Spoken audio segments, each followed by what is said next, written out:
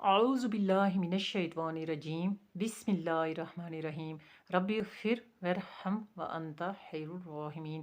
حدیث شریف میں ہے کہ پہلے دور میں ایک شخص جو تھا بہت گناہ گار تھا، اس نے بہت گناہ کیے ہوئے تھے، اور اس نے مرنے سے پہلے اپنے بیٹوں کو ایک وصیت کی کہ جب میں مر جاؤں تو آپ مجھے جلا کے میری جو راکھ ہوگی اس کو آدھی راکھ کو ہوا میں اڑا دینا اور آدھی راکھ کو سمندر میں بہا دینا۔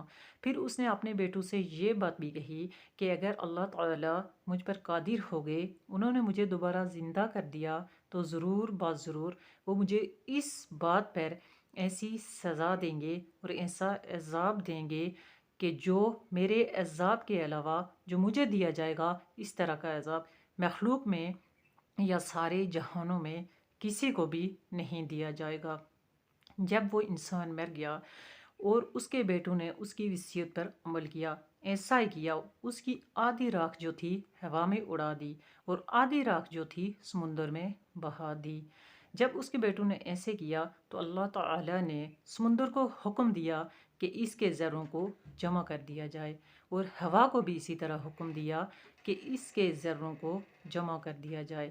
جب ہوا نے بھی اس کے ذروں کو جمع کیا اور سمندر نے بھی اس کے ذروں کو جمع کیا تو اللہ تعالیٰ کے حکم سے وہ دوبارہ زندہ ہو گیا۔ جب دوبارہ زندہ ہو گیا تو اللہ تعالیٰ نے اس سے پوچھا کہ تم نے ایسا کیوں کیا؟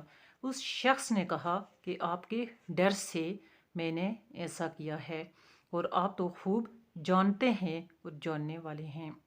اللہ تعالیٰ نے اس شخص کو بخش دیا، اس کے گناہوں کو معاف کر دیا۔ تو اللہ تعالیٰ سے جو ڈرتا ہے، اللہ تعالیٰ اس کو معاف کرنے والے ہیں، اس کو بخشنے والے ہیں۔ اور جو اللہ تعالیٰ کا خوف رکھتا ہے ہر بات میں، یعنی کہ ہر کوئی گناہ کرنے سے پہلے، تو اللہ تعالیٰ اس کو معاف کرنے والے ہیں، اور اللہ تعالیٰ متقی اور پرہیزگار کے ساتھ جو ہے رہنے والے ہیں، اس کا ساتھ دینے والے ہیں۔ ایسی اسلامی معلومات کے لیے میرے اس چینل کو سبسکرائب کر لیں تاکہ میری آنے والی جتنی بھی اس طرح کی معلومات ہوتی ہیں وہ آپ تک پہنچتی رہیں۔ آپ ایسی معلومات کو آگے پہنچائیں، صدقہ جاریہ کا ثواب حاصل کریں اور دین و ایمان میں اپنا حصہ ڈالیں۔ السلام علیکم ورحمۃ اللہ وبرکاتہ و مغفراتہ۔